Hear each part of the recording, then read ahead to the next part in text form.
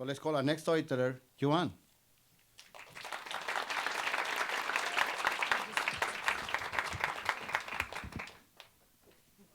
Can you move this for me? It's heavy. Boss, thanks. I've always had a really strong connection with my great-grandpa Joseph, who I was named after. But I never got to meet him because he died in 1942, way before I was born. But he left a book about his life called 50 Years in Medicine.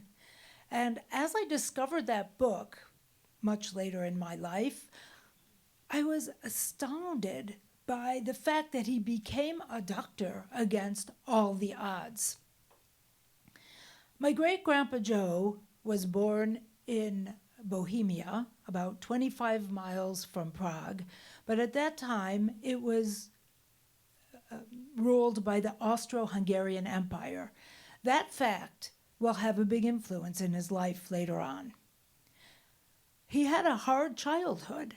His parents had both died by the time he was 9 years old, and he and his brothers and sister were just passed around from one family to another. Great-grandpa Joe never got to go to school, but he was very, very smart.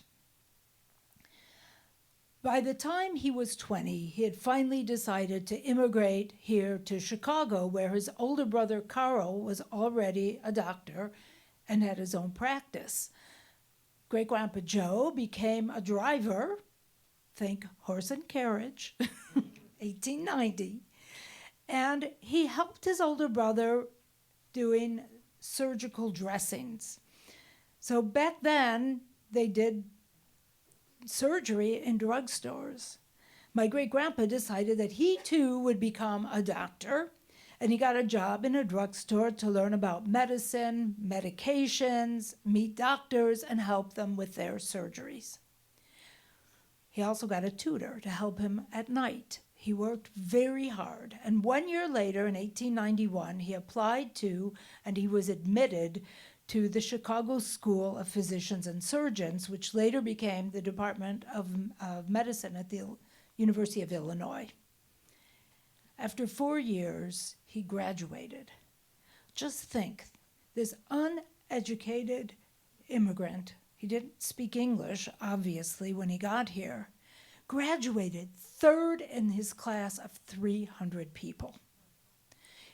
Yeah, wow. When I realized that, I'm like, wow. He specialized in facial reconstruction, which was a relatively new field back then. Now plastic surgery is everywhere. Too bad my grandpa died. He died because I could have. Well, anyway, okay.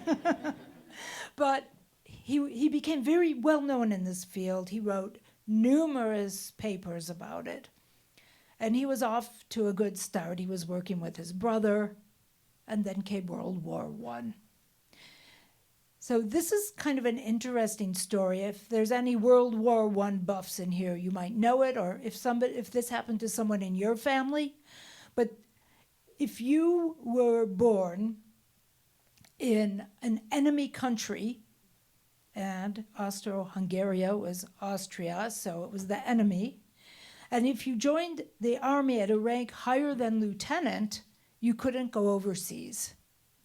Well, great-grandpa Joe immediately joined the American Army, but he was a major. So he stayed around town and taught a lot of officers about facial reconstruction, because at that time, the Germans were using mustard gas, which completely destroyed and burned people's faces. Lucky for him, the Czech army decided to send a division to France, and my grandfather, being already well known in his field, was called upon to go and run the Red Cross Hospital number 113 in Cognac. We both have French stories tonight. Mine's about cognac. When he got to that hospital, though, there was a big problem, an epidemic of influenza. Maybe some of you know the Spanish flu. It was killing people at a rate of 42% mortality every day. And An avalanche of patients came to this hospital, which went from about 600 to 2,000. So what to do? Great-Grandpa Joseph turned to Martel and Hennessy. Is that name familiar to anyone? Yeah, they have the cognac company, and they gave him an attic in a warehouse where they made a makeshift hospital, and so it was all good until milk ran out. They were using milk to cure the Spanish flu. So again, Great-Grandpa Joe thought, what am I going to do now? And he turned again to his friend, Mr. Martel, who gave him unlimited supplies of cognac. Now, you couldn't give alcohol in any American hospitals, so he mixed it with water. And he gave it to his patients ad libitum. They could have as much as they wanted. And they did. They drank it, a lot of it. And maybe coincidentally, but the next day, the death rate dropped to 27%.